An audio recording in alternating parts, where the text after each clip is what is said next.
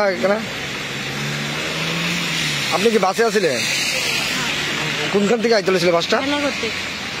আমরা মেলা করতে আইছি আর কি বাসটা কিভাবে অ্যাক্সিডেন্ট হয়েছে এখানে? আমরা তো কইতে পারতেছি না, বই আসছিলাম। তারপরে দেখি এই গাড়ি যাইতেছে আর এই গাড়িটা এইটারে এমনি আগে করছে আর এটা এদিকে চালাইতেছে, চালাইয়া করে সেদিকে যাই কাটিয়ে গেছে। ড্রাইভার আছে না লিঙ্ক করে দিচ্ছে। তারপরে আমরা বিশ্রামগঞ্জ যাই যাবো পদ্মনগর এসে এমন তো করতে করে আমরা আসতে চালাম এক সময় কাটিয়ে গেছিল।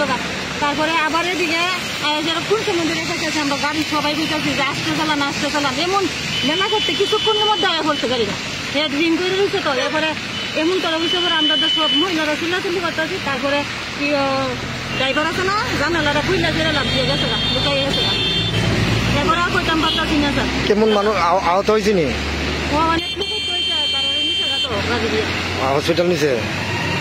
আপনি ব্যথা পাইছে? আমি কোনো পাই ব্যথা পাইছি, কারণ হাঁটতে পারতাছি না। আমার এই গাড়ি চিল্লে গেছে, হাঁটতে পারতাছি না। কোন জায়গায় বাড়ি আপনার? আমার বাড়ি কেন্দ্র বাজার। আপনার নাম কি? উমা দাস। বিশ্বজিৎ সাহা নামের একজন পেশেন্টকে ফায়ার সার্ভিস নিয়ে এসছে। তো ফায়ার সার্ভিস থেকে জানা গেল যে মারুতি আর বাসের মধ্যে সংঘর্ষতে পেশেন্টটা ইনজিওর্ড হয়েছে। ইনজিওরির পর এখন শালগড় হসপিটালে আনা হয়েছে। আমরা প্রাইমারি ট্রিটমেন্ট করেছি আর পেশেন্ট এখন স্টেবল আছে। ঘটনাটা কোনখানে হয়েছে?